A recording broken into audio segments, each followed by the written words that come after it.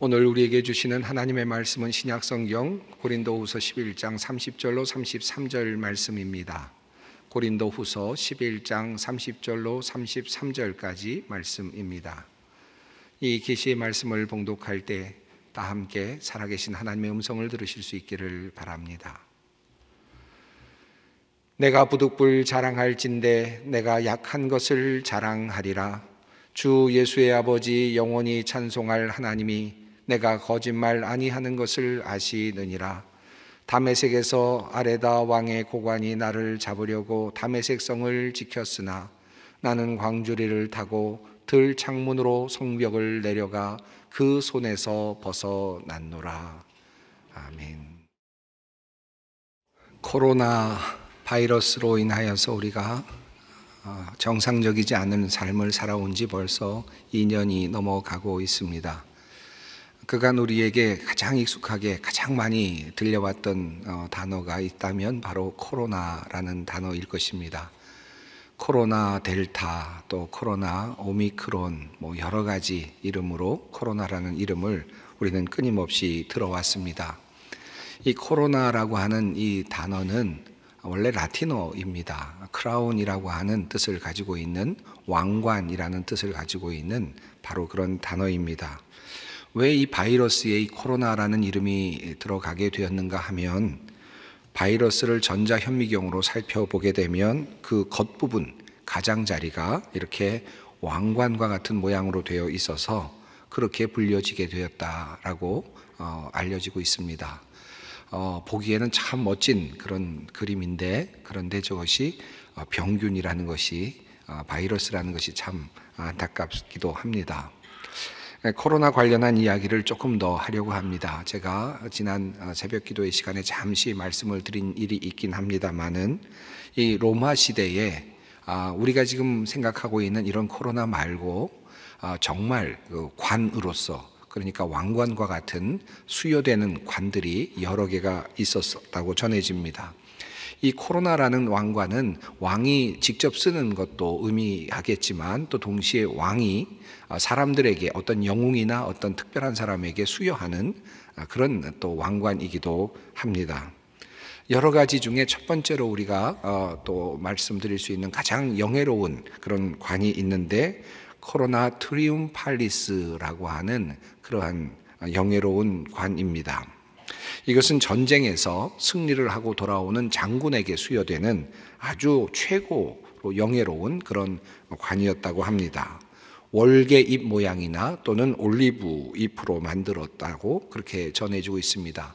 다양한 동전과 그리고 또 여러 가지 석고상과 같은 그런 곳에서 조각상으로 잘 지금까지도 보존이 되고 있는 그런 모양이라고 할 수 있겠습니다. 두 번째로 코로나 옵시디오날리스라고 하는 그러한 또 다른 관이 있습니다. 이것 굉장히 영예로운 관이었는데요. 이것은 전쟁을 수행하던 중에 적진으로 들어가서 포로되었던 사람들을 구출해 내온 그런 장군에게 수여되는 특별한 관이었다고 합니다. 이것에 재미있는 재료가 사용이 되는데, 이 관을 만들 때에는 반드시 적진에 들어가서 포로로 잡혀갔던 바로 그 자리에서 가져온 풀들로 그렇게 짜서 관을 만들어서 수여를 했다고 합니다. 그러니까 적진에 있었던 그 모습 그대로, 그 형취가, 그 모습이 그대로 들어있는 그런 관이라고 할 수 있겠습니다. 코로나 시비카라고 하는 또 다른 관이 있었는데요. 이것은 병사들에게 주어지는 아주 영예로운 그런 상이고 또 관이었습니다. 참나무 잎으로 만들어진 관인데, 시민의 생명을 전쟁 중에 구한, 또는 포로로 잡혀 있는 사람을 구한 병사에게 주어지는 그런 관이었다고 합니다. 이 관을 받은 사람들에게는 자신뿐만 아니라 그의 아버지, 그리고 또 친할아버지에게까지 세금이 면제되었다고 합니다. 그만큼 혜택이 굉장히 좋은 그런 특별한 면류관이라고 할 수 있겠습니다. 네 번째로는 코로나 무랄리스라고 하는 관입니다. 이 관은 여러분이 보시는 것처럼 이렇게 성벽 모양으로 되어 있습니다. 주로 금으로 만들어져서 또 주어졌다고 하는데요. 성벽 모양을 하고 있는 그런 관입니다.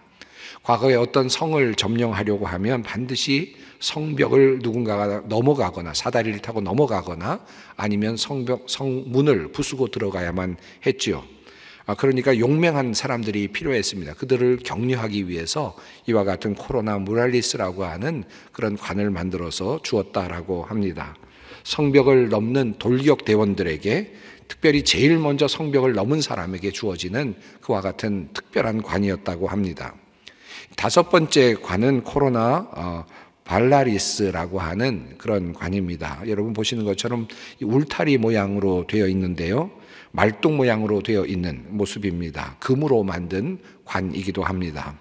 이 또한 코로나 무랄리스처럼 전쟁에서 맨 처음 적진의 울타리를 넘어선 사람들에게, 군인에게 주어진 특별한 그런 면류관이었다고 전해집니다. 여섯 번째 관이 있는데 그것은 코로나 나발리스라고 하는 그런 관입니다. 이 나발리스라고 하는 관은 파도 모양 같기도 하고 또 배의 어떤 돛 모양 같기도 한 모양인데, 해전에서 맨 처음 적진에 있는 배에 제일 먼저 올라간 사람, 그 사람에게 주어지는 또 다른 특별한 관이라고 알려져 있습니다. 이렇듯 로마 시대에는 또 다른 코로나가 있었습니다. 우리에게는 지금 감염병 코로나가 있는데 로마 시대에는 이런 특별한 면류관으로서의 코로나가 있었다라는 사실입니다. 여러분은 이 중에서 어떤 코로나를 갖고 싶으신가요? 제가 어떤 코로나 갖고 싶으신가 하면 감염병 생각해서 안 받으시려고 하시겠지만, 그러나 로마 시대의 관이라고 본다면 영예로운 관일 텐데 여러분 그 중에 무엇을 갖고 싶으실까? 리비우스의 로마사가 있는데 그 중에 26권 48장을 보면 코로나 무랄리스와 관련된 내용이 소개가 되고 있습니다. 당시 로마는 2차 포에니 전쟁을 지금 치르고 있었던 중이었습니다. 기원전 209년 로마의 젊은 귀족 푸블리우스 코르넬리우스 스키피오 아프리카누스라고 하는 긴 이름을 가진 이 귀족이 이제 카르타고 노바, 스페인의 한 성입니다. 해변 항구 도시였는데 그것을 점령하기 위해서 공격했던 그런 이야기가 전해지고 있습니다. 이 카르타고 노바라고 하는 곳은 대부분 성벽이 바다와 맞닿아 있어서 정말 천혜의 요새였다고 합니다. 육지와 연결되는 부분은 아주 작은 일부분이었고 나머지는 모두 다 해변으로 되어 있었습니다. 당연히 육지와 연결되는 성은 매우 높아서 도저히 넘어설 수 없는 그런 성벽이었습니다. 점령을 하려고 들어가 본 이 스키피오는 가만히 살펴보니까 썰물이 되었을 때 한쪽 해변가에 묻이 드러나는 것을 보고는 그쪽으로 경비가 삼엄하지 않은 그쪽으로 올라가도록 작전을 하게 되고 결국은 손쉽게 이 성을, 카르타고 노바 성을 점령하게 되었습니다. 48장, 로마사 48장을 보면 이 전쟁에서 승리한 다음 날 이야기가 소개되고 있습니다. 스키피오는 다음 날 정규군과 해군, 해병대를 모아서 함께 신에게 그 감사의 제사를 드렸습니다. 스페인에서 가장 부유한 도시 중에 하나인 그 성을 손쉽게 얻게 된 것을 감사하는 제사를 드렸습니다. 그리고는 함께 했던 모든 병사들을 치하하면서 가장 먼저 성벽을 넘은 사람에게 코로나 모랄리스를 수여하겠다라고 그렇게 선언을 했습니다. 그때 병사들 중에 갑자기 두 사람이 앞으로 나왔습니다. 백인대장 트레벨리우스와 그리고 해병대에 속한 디키티우스라고 하는 병사가 동시에 나왔습니다. 그리고는 서로 자기가 먼저 성에 올랐다라고 주장을 한 것입니다. 여러분 생각해 보십시오. 당연히 성에 제일 먼저 올라간 사람은 한 명밖에 없어야 되지 않겠습니까? 그런데 서로가 자기가 올랐다고 주장을 한 것입니다. 그런데 혼자 주장하는 것이 아니라 각 그 병사들이 모두가 다 한결같이 각자 서로를 서포트하면서 그렇게 주장을 한 것입니다. 두 패가 나누어져서 팽팽하게 싸움이 일어날 지경이 되었습니다. 결국 그들은 자신들의 신 앞에서, 신과 앞에서 신의 이름으로 맹세를 하면서 내가 제일 먼저 올랐다고 동시에 그들이 그렇게 이야기를 하는 것입니다. 이것을 보고 결국은 스키피오는 나름대로 지혜를 짰습니다. 결국 두 사람이 동시에 성벽에 올랐다라고 치하를 해주고 두 사람에게 코로나 무랄리스를 수여했다라고 하는 기록이 전해지고 있습니다. 이렇듯 이 코로나 무랄리스라고 하는 이런 그 관은 누가 알 수가 없기 때문에, 누군가가 보기가 어렵기 때문에 항상 그것을 수여하기 전에는 어떤 신 앞에서 자신이 스스로 맹세하는 그런 시간이 있어야만 했습니다. 그래야 신 앞에서 맹세한 사람이 그것을 받을 수 있었던 것이죠. 이런 방식으로 코로나 무랄리스가 수여되었다라고 하는 말씀입니다. 제가 이렇게 코로나와 관련된 긴 이야기를 하는 이유는 오늘 본문 말씀이 특별히 이 코로나 무랄리스라고 하는 이 관과 매우 밀접하게 연결되어 있는 본문이기 때문입니다. 톰 라이트라고 하는 신학자는 그의 고린도 후서 강해에서 오늘 본문 말씀과 그리고 코로나 무랄리스를 아주 잘 연결해서 설명을 하였습니다. 매우 흥미로운 내용입니다. 한번 이 본문을 조금 더 깊이 들어가 보겠습니다. 고린도후서 11장 오늘 본문 말씀 31절은 이렇게 시작합니다. 주 예수의 아버지 영원히 찬송할 하나님이 내가 거짓말 아니하는 것을 아시느니라. 다메섹에서 아레다 왕의 고관이 나를 잡으려고 다메섹 성을 지켰으나 나는 광주리를 타고 들 창문으로 성벽을 내려가 그 손에서 벗어났노라. 이 말씀의 구조를 보면 우선 먼저 바울은 하나님 앞에서 자신이 거짓말을 하지 않는다라고 그렇게 맹세를 하고 있습니다. 마치 코로나 무랄리스를 수여받기 위해서 병사들이 내가 신 앞에서 거짓말을 하지 않습니다라고 말하는 것과 같은 그런 하나의 순서라고 할 수 있겠습니다. 그런 모습으로 바울은 지금 하나님 앞에서, 내가 믿는 하나님 앞에서 내가 거짓말을 하지 않는다, 나의 맹세는 확실하다, 나의 증언은 확실하다라고 하는 사실을 분명하게 이야기를 합니다. 그리고 나서 하는 이야기가 바로 뒤에 붙어 있는 내용인데, 그 내용은 내가 다메섹 성에서 올라간 것이 아니라 다메섹 성을 내려왔고 광주리를 타고 내려왔고 결국은 도망을 갔다라고 하는 내용입니다. 여러분, 이 내용이 하나님 앞에서 맹세를 할 만한 내용이겠습니까? 더군다나 이 내용이 자랑을 할 만한 내용이겠습니까? 코로나 무랄리스를 받으려면 성을 올라가야만 하지요. 그러나 그는 지금 내려갔다는 것입니다. 도대체 왜 이 말을 하고 있는 것인가? 이 성경학자들은 이 내용을 바라보면서 이런 이야기를 합니다. 이것은 지금 바울이 로마 시대에 흔히 주어지고 있었던 이 코로나 무랄리스 수요의 방식을 그대로 차용하면서 자기 자신이 도리어 거꾸로 그것을 지금 만들어서 설명하고 있다라고 하는 그런 말입니다.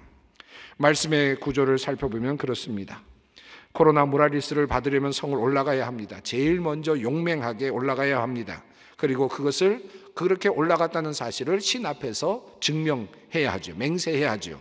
그런데 바울은 정반대로 이야기를 전개하려고 하고 있습니다.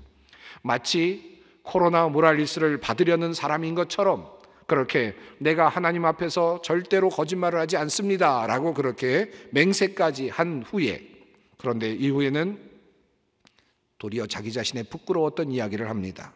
내가 도리어 성을 내려갔고 도망을 가게 되었다라는 이야기를 전합니다. 무엇이 그렇게 자랑스럽다고 그런 이야기를 전하는 것입니까? 오늘 본문을 보다 잘 이해하기 위해서는 고린도 교회에 대한 상황을 조금 알 필요가 있습니다. 고린도 교회는 바울이 세운 교회였지만 거짓 교사들로 인해서 어려움을 겪었던 그런 교회였습니다. 거짓 교사들이 들어와서 자기 자랑 일색이었고, 그리고 또 스스로 자기가 가지고 있는 것들만 주장하는 그런 형국이 되어서 교회가 분열의 양상을 겪고 있었습니다. 성령의 강력한 역사를 경험한 교회였기도 했지만 도리어 그것들이 자신들의 자랑거리가 되는 바람에 서로 분파로 나뉘어서 그렇게 방언이 귀한 것이다, 예언이 귀한 것이다 라고 자기들이 받은 것들을 자랑하는 그런 상황이 되고 말았습니다. 심지어는 바울까지도 배척을 받게 되는 그런 교회가 되고 말았습니다. 바울은 이러한 교회를 향하여서 고린도 교회 교인들이 스스로 자랑하고 있는 것들을 책망하면서 도리어 자신도 자랑의 대열에 합류합니다. 세상적인 자랑을 하고 있는 사람들을 향하여 나도 자랑할 것이 있다라고 말하면서 그는 이렇게 말을 시작합니다. 여러 사람이 육신을 따라 자랑하니 나도 자랑하겠노라. 그들이 히브리인이냐 나도 그러하며 그들이 이스라엘인이냐 나도 그러하며 그들이 아브라함의 후손이냐 나도 그러하며 그들이 그리스도의 일꾼이냐 정신없는 말을 하거니와 나는 더욱 그리하도다. 이렇게 세상적인 자랑에 함께 합류하는 듯 말하던 사도 바울은 그러나 방향을 바꾸고 태도를 바꾸어서 이런 말로 다시 자랑을 시작합니다. 내가 수고를 넘치도록 하고 옥에 갇히기도 더 많이 하고 매도 수없이 맞고 여러 번 죽을 뻔하였으니 유대인들에게 40에서 하나 감한매를 5번 맞았으며 3번 태장으로 맞고 1번 돌로 맞고 3번 파선하고 일주야를 깊은 바다에서 지냈으며 여러 번 여행하면서 강의 위험과 강도의 위험과 동족의 위험과 이방인의 위험과 시내의 위험과 광야의 위험과 바다의 위험과 거짓 형제 중에 위험을 당하고 또 수고하며 애쓰며 여러 번 자지 못하고 줄이며 목마르고 여러 번 굶고 춥고 헐벗었노라. 이것이 바울의 맹세이고 바울의 자랑입니다. 그리고 나서 바울은 이렇게 자기의 자랑을 이렇게 요약합니다. 내가 부득불 자랑할진대 내가 약한 것을 자랑하리라. 그리고 이어지는 내용이 바로 오늘 본문 말씀입니다. 내가 하나님 앞에서 거짓말을 하지 않는다라고 말한 후에 그는 내가 다메섹성을 마치 내려가서 도망치듯 그렇게 그들의 손에서 벗어났다라고 그렇게 말씀하고 있는 것입니다. 도망치는 것은 수치지요. 매를 맞는 것도 수치입니다. 가난한 자처럼 헐벗은 모습은 사람을 초라하게 만들 것입니다. 사람들에게 매를 맞아 보신 적이 있습니까? 폭력을 당해 본 적이 있습니까? 어떤 사람에게 폭력을 당해 본 사람들은 그 수치심과 모욕감이 어마어마하다고 그렇게 이야기들을 합니다. 그런데 사도 바울은 수없이 맞았던 그것들을 다시 상기하면서 도리어 나는 그것을 자랑한다라고 그렇게 말합니다. 이것이 나의 면류관이라고 하는 고백이 아니겠습니까? 세상 사람들은 코로나 모랄리스 같은 면류관을 원합니다. 용맹스럽고 영광스럽고 영웅적이며 정복적인 그런 사람이 되고 싶어 할 것입니다. 세상에서 승리하는 자로, 정복하는 사람으로, 지배하는 자로, 때릴 수 있는 자로, 힘을 쓸 수 있는 자로, 그리고 배부른 자로 살기를 원할 것입니다. 코로나 모랄리스와 같은 존재가 되고 싶어 하죠. 그러나 사도 바울은 그렇게 살지 않았습니다. 그는 고난과 고통과 그리고 배고픔과 배신과 배척과 그리고 조롱을 들으면서 그리고 죄인이 되어서 매를 맞기도 했고 도망자가 되어서 숨어 다니기도 했습니다. 그런데 바울은 도리어 그와 같은 삶을 내가 도리어 자랑하고 한다고 그렇게 고린도 교회를 향하여 고백하고 있습니다. 왜 바울이 그와 같은 고백을 할 수 있습니까? 어떻게 그렇게 고백할 수 있습니까? 그는 주님께서 그에게 주실 상을 바라보고 있었기 때문입니다. 바울은 이렇게 고백합니다. 너는 모든 일에 신중하여 고난을 받으며 전도자의 일을 하며 내 직무를 다하라. 전제와 같이 내가 벌써 부어지고 나의 떠날 시각이 가까웠도다. 나는 선한 싸움을 싸우고 나의 달려갈 길을 마치고 믿음을 지켰으니 이제 후로는 나를 위하여 의의 면류관이 예비되었으므로 주 곧 의로우신 재판장이 그날에 내게 주실 것이며 내게만 아니라 주의 나타나심을 사모하는 모든 자에게 도니라. 그는 코로나 모랄리스를 얻고자 하지 않았습니다. 그는 도리어 코로나 그리스도의 면류관을 기다리고 있습니다. 이 땅에 성육신으로 오셔서 자신을 온전히 내어주신 예수님은 끝까지 내려가시는 그런 분이셨습니다. 낮은 곳으로 또 더 낮은 곳으로 내려가시는 분이셨습니다. 그분은 낮아지셔서 고통받는 자들과 함께 하셨고 병든 자들과 함께 하셨고 그리고 죽음에까지 함께 내려가신 분이십니다. 그래서 그분의 면류관은 결코 코로나 모랄리스가 아닙니다. 그림에서 보여지는 것처럼 위대한 성벽을 오르신 분이 아니십니다. 그런 능력 있는 용맹 있는 분이 아니십니다. 도리어 그분의 면류관은 바로 이것입니다. 바로 예수 그리스도의 면류관, 코로나 크리스티, 그것은 바로 가시 면류관이었습니다. 그분은 낮은 곳까지 내려오셨고 낮은 죄인의 자리까지, 사람들이 손가락 각질하는 그런 자리까지 내려오셔서 벌거벗은 수치를 당하시며 가시 면류관을 쓰신 분이십니다. 예수에게 자색 옷을 입히고 가시관을 엮어 씌우고 경례하여 이르되 유대인의 왕이여 평안할지어다 하고 갈대로 그의 머리를 치며 침을 뱉으며 꿇어 절하더라. 조롱당하시는 예수 그리스도의 모습이 성경에 그대로 전해지고 있습니다. 그분은 가시관을 쓰셨습니다. 낮아질 대로 낮아지셔서 조롱받으시고 그리고 참으로 보기 싫은 그런 가시관을 쓰시고 이 땅에 세워지셨습니다. 코로나 크리스티, 그리스도의 면류관은 바로 그 가시관입니다. 바울이 그 길을 따랐고 수많은 초대교회 성도들이 그 길을 따랐습니다. 초대교회 교인들이 경험한 혹독한 박해를 교회 사가인 필립 샤프는 이렇게 증언합니다. 로마의 고문은 혹독했다. 더러는 조개 껍질이나 쇠 갈고리로 온몸이 토막났고 어떤 경건한 처녀들은 검투사나 포주에게 넘겨져 욕을 당했다. 227명의 회심자들이 달궈진 쇠로 한쪽 다리를 절단당하고 한쪽 눈을 후벼 패인 채 광산으로 보내졌다는 내용도 있다. 또 더러는 서서히 달아오르는 불에 몇 시간 동안 고통으로 몸부림치다 죽었고 더러는 사지가 갈갈이 찢기고 혹은 벌벌 끓는 납용액을 뒤집어 쓰고 죽었으며 더러는 소금과 식초에 절궈져 고문대에서 피 흘리며 죽었다. 이렇게 그리스도인들의 피는 교회의 씨앗이 되었다. 그들이 이렇게 죽어갔던 이유가 무엇일까요? 그들이 그렇게도 처절하게 죽어갔던 이유는 무엇입니까? 그들이 가지고 있었던 진리 아니겠습니까? 진리를 믿었기에, 진리를 알았기에 그들은 죄인처럼 악인처럼 대우를 받는 것을 마다하지 않았습니다. 이 세상에 어느 장혹한 죄를 지은 사람들보다 더 잔인한 고문을 당했고 죽음을 그들은 당했습니다. 그래도 그들은 그 길을 포기하지 않았습니다. 겁내지 않았습니다. 왜냐하면 그들의 마지막 길에 그리스도의 면류관 코로나 크리스티가 놓여 있음을 그들이 믿었기 때문입니다. 시험을 참는 자는 복이 있나니 이는 시련을 견디어낸 자가 주께서 자기를 사랑하는 자들에게 약속하신 생명의 면류관을 얻을 것이기 때문이라. 그들은 분명 그 생명의 면류관, 그리스도의 면류관, 코로나 크리스티, 그것을 바라보고 있었습니다.